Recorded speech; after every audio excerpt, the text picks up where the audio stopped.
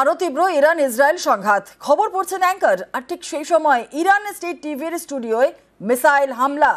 ঘটনার video viral. Video দেখা যাচ্ছে মিসাইল হামলায় থরথর করে কেঁপে ওঠে স্টুডিও। আর সেই সময় খবর পড়ছিলেন সাহার ইমামি। হামলার পরই আতঙ্কে তিনি সিট থেকে উঠে পড়েন। فضای غبار آلوده استدیو فضای غبار آلوده استدیو فضای غبار آلوده استدیو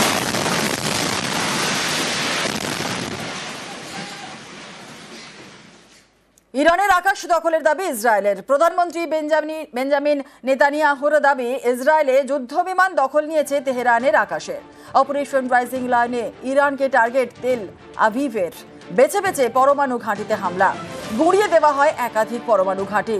পাল্টা মারে তছনছ তেল আবিব এবং ইরানের মিসাইলে ক্ষতি হয়েছে ইসরায়েলের রাজধানীর। ক্ষতিগ্রস্ত তেল আবিবের মার্কিন দূতাবাস এবং মিসাইল হামলায় একাংশ ভেঙেও পড়ে। হতাহতের কোনো খবর না থাকলেও আপাতত বন্ধ দূতাবাস।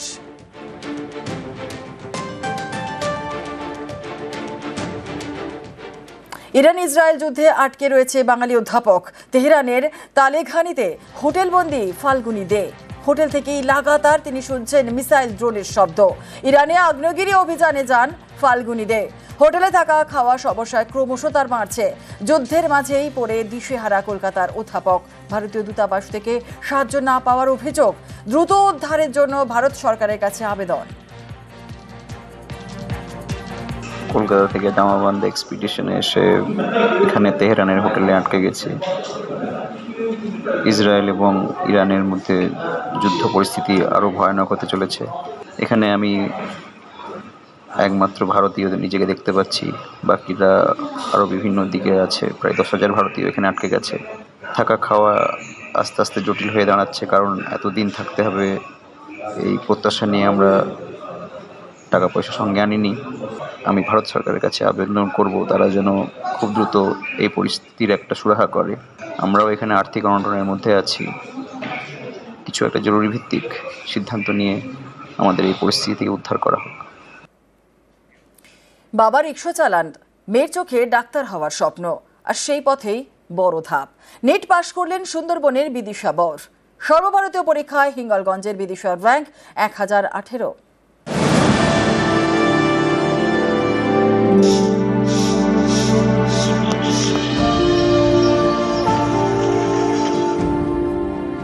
উত্তর 24 পরগনার সুন্দরবনের হিঙ্গলগঞ্জ। এখানকার প্রত্যন্ত গ্রাম বাঁশতলা। এই বাঁশতলার মেয়ে বিদিশা বর হতে চান ডক্টর বিদিশা। সেই মতো এবছর নিট ইউজি পরীক্ষা দেন। এটা সর্বভারতীয় ডাক্তারি প্রবেশিকা। এরকম একটা পরীক্ষায় বিদিশার র্যাঙ্ক 1018।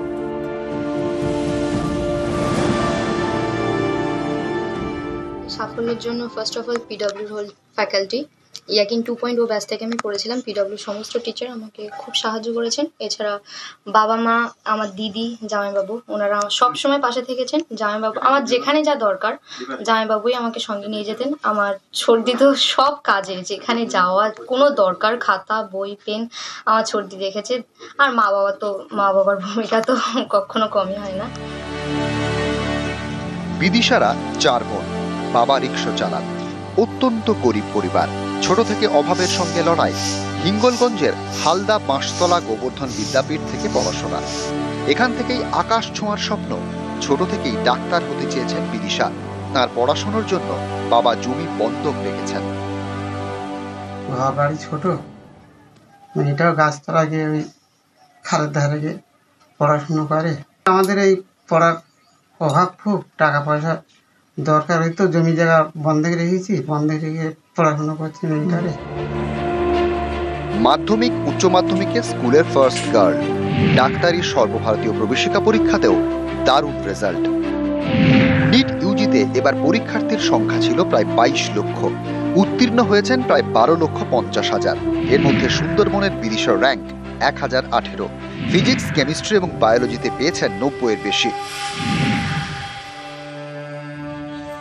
অভাব আর অভাব, অভাবের সঙ্গেই যেন ভাব। পুকুর থেকে মাছ ধরে বিক্রি করেন বিদিশা। তার সঙ্গে মোটা মোটা বই পড়া ডাক্তার হতে হবে যে। অনেকেই বলতেন ছেঁড়া কাঁথায় শুয়ে লাখ টাকার স্বপ্ন।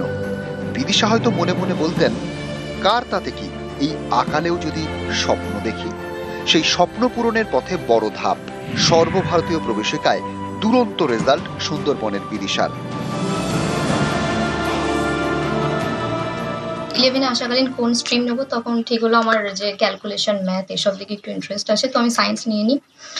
তারপরে ঠিক করলাম কি হব। আস্তে আস্তে মোবাইল স্ক্রোল করতে থাকি। ক্লাস 11-এ আমার হাতে মোবাইল আসে। তার আগে তো আমি নিটের ব্যাপারে কিছুই জানতাম না। 11-এ মোবাইল সার্চ করতে করতে জানতে পারি যে ডাক্তারি পড়তে গেলে নিট এক্সামটা ক্লিয়ার করতে হয়, তারপরে MBBS এর চান্স পাওয়া যায়। উত্তর 24 পরগনা থেকে ক্যামেরায় সাম্য গোস্বামীর সঙ্গে জিয়াউল আলম, নিউজ 18 বাংলা।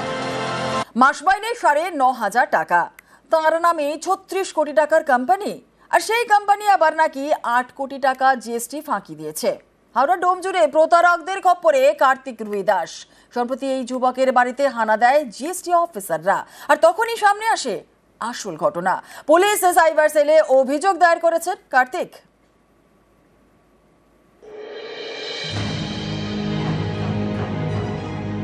বড় বড় ঘাস আর আগাছার মাঝে সরু রাস্তা, একটু এগোলেই সামনে পড়বে একতলা বাড়ি। বাইরের দেওয়ালে প্লাস্টার নেই, ঘরের ভেতরে প্লাস্টার থাকলেও রং নেই। এ বাড়ির মালিক একজন যুবক, তিনি নাকি কোটিপতি, যার একটি কোম্পানি আছে, এমন কোম্পানি যারা মাসে 36 কোটি টাকার ব্যবসা করে। এখানেই শেষ নয়, এই কোম্পানির নাকি জিএসটি বাকি রয়েছে 8 কোটি টাকার। অথচ বাস্তবটা কি জানেন? এই বাড়ির মালিক কার্তিক রুই দাস বেসরকারি সংস্থায় চাকরি করেন, মাসে মাইনে পান 9,500 টাকা। সম্প্রতি হাওড়ার ডোম জুড়ে তার এই বাড়িতে হানা দেন জিএসটি অফিসাররা। দীর্ঘক্ষণ জিজ্ঞাসাবাদ করেন, তারপর বুঝতে পারেন আসল গল্পটা কি। স্পষ্ট হয়ে যায় প্রতারকদের খপ্পরে পড়েছেন কার্তিক। তদন্তকারীদের পরামর্শে হাওড়া কমিশনারেট এবং সাইবার সেলে তিনি অভিযোগ দায়ের করেন। আমার মিসেস আমাকে ফোন করে, বলে তুমি যেখানেই আছো চলে আসো, জিএসটি ডিপার্টমেন্ট থেকে এসছে, তোমার নামে নাকি একটা কেডি এন্টারপ্রাইজ একটা কোম্পানি আছে, যেটা মাসের টার্নওভার 36 কোটি টাকা, 7 কোটি টাকা জিএসটি বাকি। এবং ওনারা আমাকে বারবার বলে যে তুমি পয়সার বিনিময়ে কোথাও ডকুমেন্টস বিক্রি করেছো কিনা, সত্যি কথা বলো। আমি বললাম না স্যার। কাগজপত্র বলতে ওরা বলছে যে তোমার আধার কার্ড, প্যান কার্ড এবং ইলেকট্রিসিটি বিল, এই 3টে জিনিস তোমার ব্যবহার করা হয়েছে করে এই কোম্পানিটা খোলা হয়েছে। এমনকি জিএসটি নম্বরটাও নেওয়া হয়েছে, এমনকি ব্যাংক অ্যাকাউন্টটাও আমার নামে খোলা হয়েছে। তো নিজে বুঝতে পারছি না যে কোত্থেকে কি এইসব হয়েছে। নথি অনুযায়ী কার্তিক রুই দাস কেডি এন্টারপ্রাইজ নামে একটি সংস্থার মালিক, পেট্রোপণ্যের ব্যবসা। ঠিকানা দেখানো হয়েছে হাওড়ার ডোম জুড়ে। কার্তিকের নামে আবার ব্যাংকের অ্যাকাউন্ট রয়েছে উত্তরপ্রদেশের নয়ডায়। তদন্তকারীদের দাবি, এর জন্য কার্তিকের Aadhaar card, PAN card, electric bill জাল করা হয়েছে। আর সেই জাল নথিতেই ভুয়ো সংস্থা, যার টার্নওভার কোটি কোটি টাকা। আমি তো খুবই আতঙ্ক, চিন্তায় কি করব আমি কিছু ভেবে পাচ্ছিলাম না যে আমরা এতটাই সাধারণ মানুষ, আমাদের নামে কি করে এত টাকার কোম্পানি খুলতে পারে, বা কি করেই বা ডকুমেন্টসগুলো লিক হলো সেটাও আমরা এখনো চিন্তা করতে পারছি না। খুবই আমরা ভয়ে আছি। আমরা এই বিষয়ে কমপ্লেন করেছি commissioner of police, local Domjur PS এবং আমাদের ওসি সাইবার পিএস। আশাবাদী তারা যথেষ্ট নিশ্চয়ই ব্যবস্থা নেবেন। এই বাড়ির মালিক কিনা মাসে 36 কোটি টাকার ব্যবসা করেন আর প্রায় 7 কোটি টাকার মতন জিএসটি বাকি রেখেছেন। হতবাক হয়ে গেছিল এই বাড়ির মালিক। তারক রুই দাসের সঙ্গে বড় সড় প্রতারণা। তার থেকে আধার কার্ড থেকে প্যান কার্ড থেকে ইলেকট্রিক বিল, সেগুলিকে নকল করে কার্যত কোম্পানি খুলে চলছে দিনের পর দিন প্রতারণা। আর এই ঘটনা প্রকাশ্যে আসার পর তারক রুই দাস ও তার গোটা পরিবার এখন আতঙ্কে। রাজু ভুইয়া ও দেবাশিস চক্রবর্তী, নিউজ 18 বাংলা, হাওড়া।